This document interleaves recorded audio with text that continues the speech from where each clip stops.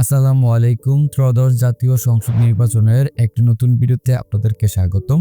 আজকের ভিডিওতে আমরা দেখব আপনারা যারা ২০২৬ সালে ভোট দিতে চাচ্ছেন এবং সেক্ষেত্রে খুবই গুরুত্বপূর্ণ বিষয় হচ্ছে আপনার ভোটার সিরিয়াল নাম্বার, ভোটার কেন্দ্র এবং ভোটার কেন্দ্রের গুগল ম্যাপের যে লাইভ লোকেশন সেটা আপনি কিভাবে হাতে থাকা একটি স্মার্টফোনের মাধ্যমে বের করবেন। আমি এই ভিডিওতে আপনাদেরকে দেখানোর চেষ্টা করব এবং তার জন্য অবশ্যই আপনাকে শুরু থেকে শেষ পর্যন্ত ভিডিওটি দেখতে হবে।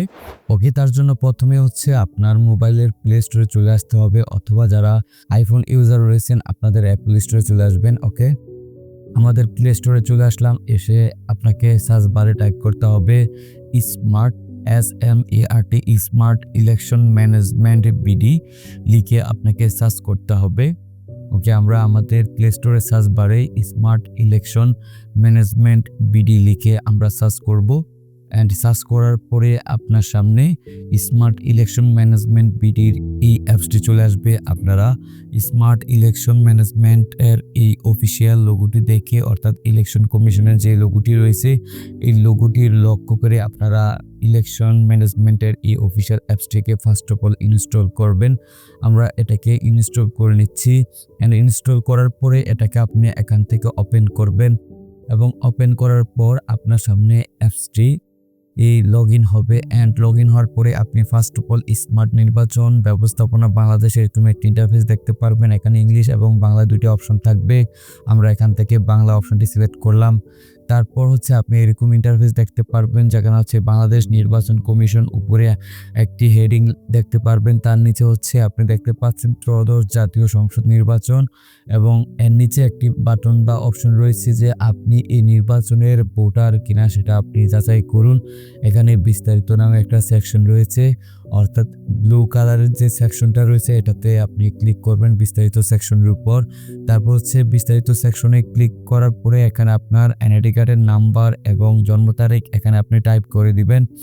ওকে, আমরা এখান থেকে এনআইডি কার্ডের নাম্বারটি ফার্স্ট অফ অল এখানে টাইপ করে দিচ্ছি, এবং এনআইডি কার্ডের নাম্বারটি টাইপ করার পরে আপনার জন্ম তারিখটি এখান থেকে সিলেক্ট করতে হবে। তার জন্য প্রথম হচ্ছে আপনার জন্মসাল এখান থেকে সিলেক্ট করতে হবে। আমরা এখান থেকে জন্মসালটি সিলেক্ট করে দিচ্ছি, এবং জন্মসাল সিলেক্ট করার পর আপনার মাস সিলেক্ট করতে হবে, এবং মাস সিলেক্ট করার পর তারিখ সিলেক্ট করতে হবে। তারপর হচ্ছে আপনি নিচে যাচাই কোন উপরে ক্লিক করবেন, এবং আপনি যদি 2026 সালে অর্থাৎ ত্রয়োদশ জাতীয় নির্বাচনে আপনি ভোটার হয়ে থাকেন সেক্ষেত্রে হচ্ছে এখানে আপনার ভোটার রং আপনি দেখতে পারবেন, এবং আপনার ভোটিং ক্রমিক নম্বরটি দেখতে পারবেন, এবং আপনার কেন্দ্র হচ্ছে আপনি এখানে দেখতে পারবেন, অর্থাৎ আপনার ভোটার কোন কেন্দ্রে পড়েছে সেটা আপনি এখানে দেখতে পারবেন।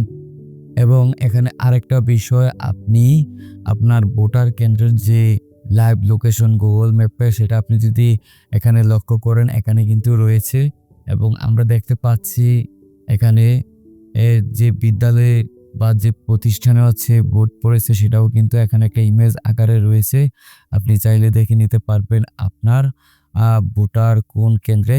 তারপর হচ্ছে আপনি যদি ভোটারের যে লাইভ লোকেশন গুগল ম্যাপের মাধ্যমে যদি আপনি চেক করতে চান যে আপনি এখন বর্তমানে যেখানে আছেন এখান থেকে আপনার ভোটার কেন্দ্রে আপনি কিভাবে যাবেন, তাহলে সেটা কিন্তু আপনি গুগল ম্যাপের সাহায্য নিতে পারেন এখানে। তার জন্য এখানে দিক নির্দেশনা যে বাটনটা রয়েছে এটাতে আপনাকে ক্লিক করতে হবে। ওকে, ক্লিক করার পরে হচ্ছে আপনাকে গুগল ম্যাপে নিয়ে যাবে, এবং গুগল ম্যাপে নিয়ে যাওয়ার পরে আপনি অ্যালাউ করে দেবেন। অ্যালাউ করে দেওয়ার সাথে সাথে হচ্ছে আপনার বর্তমান লোকেশন থেকে আপনার ভোটার কেন্দ্রের যে লোকেশন সেটা কিন্তু আপনি এখানে ইজিলি দেখতে পারবেন।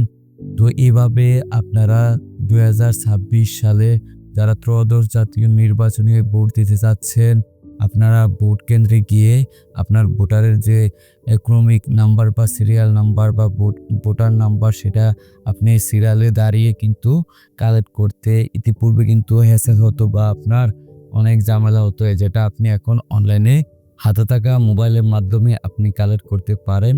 যদি ভিডিওটি ভালো লেগে থাকে অবশ্যই আমাদের চ্যানেলটি সাবস্ক্রাইব করে রাখবেন যাতে এই ধরনের নিত্য নতুন গুরুত্বপূর্ণ ভিডিও আপনার কাছে সহজে পৌঁছে যায়। দেখা হচ্ছে নতুন কোনো ভিডিওতে, সে পর্যন্ত ভালো থাকুন, সুস্থ থাকুন, আল্লাহ হাফেজ।